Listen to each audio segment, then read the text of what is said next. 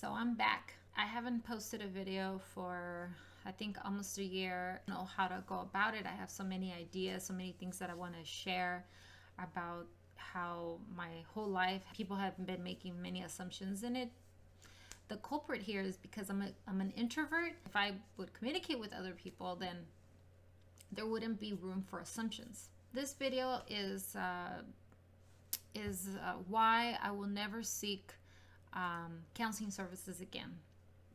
I've seen about seven counselors, and I'm only going to talk about 5 of them. Actually, I've seen 8, but I'm only going to talk about 5 of them.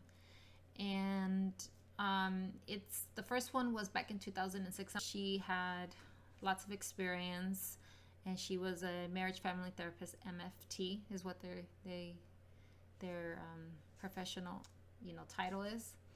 So the first counselor told me that I needed to be in touch with my feminine side, that being a woman is wonderful, and that I should embrace womanhood. And she said it like this: you need to embrace womanhood. How can you not embrace womanhood? You're so pretty. You should embrace it. Oh, it's so wonderful. It's just so beautiful. Okay, that was that. Second counselor would fall asleep during our counseling sessions.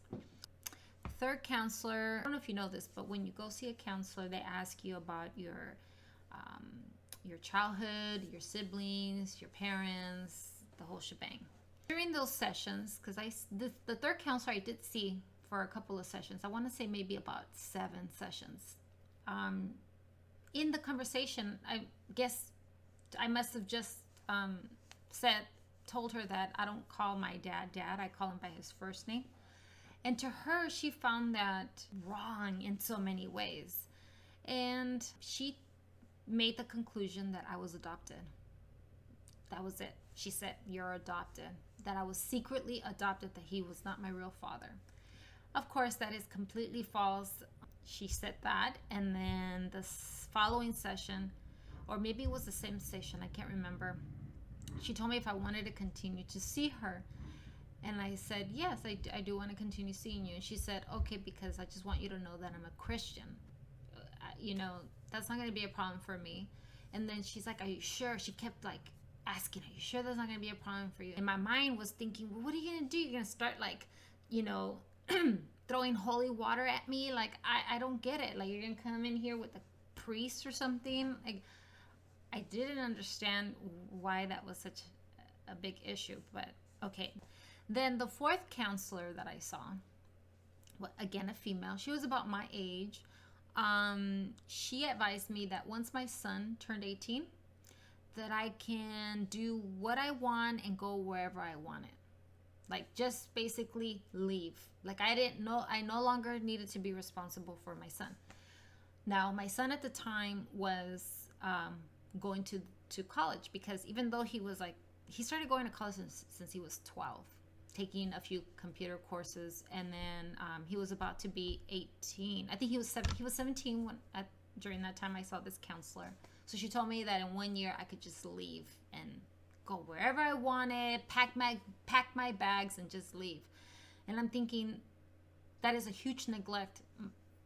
I can't just leave my son and get up and go. Like, she must not have children. I didn't tell her this. I was just listening to what she had, listening to her all the way through. My son's not a burden at all. I mean, he was going to, like I said, when he turned 18, he already had 3 associate's degrees in math, computer science, and physics. He's both introvert and extrovert. So that wasn't a problem. It's just the fact that she told me to get my bags and leave and go anywhere that I wanted without even putting a thought into like my son.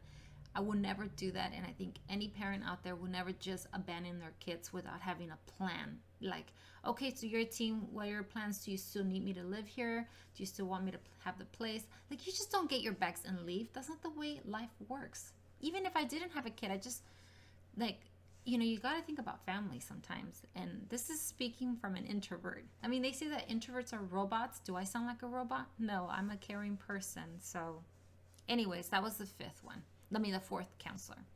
The 5th counselor was a male counselor who I stopped seeing because he kept stereotyping me. I grew up in the east side of town, and he assumed that I just knew how to speak Spanish fluently.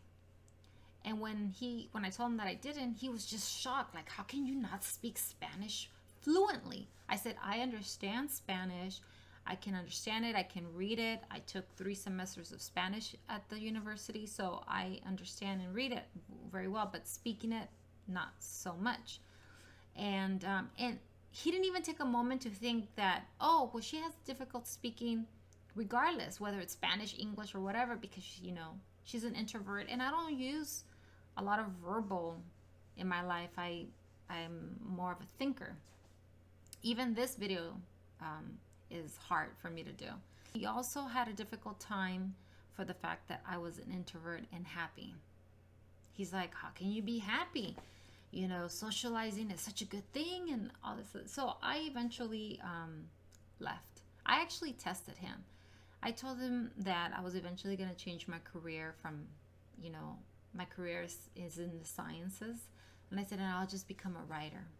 And he was content with that. He was happy. Like, yes, that's where you belong, writing. But the only thing that came good out of this whole counseling, seeing the counselors for the past 10 years, off and on, it was a 10-year journey.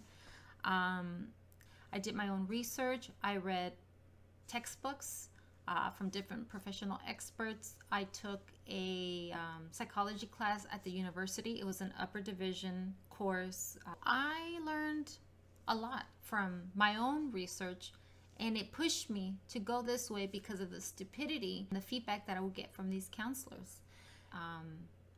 Just wanted to tell you guys why I will never seek counseling services again. And I think that with all good reason, I'm on the right track.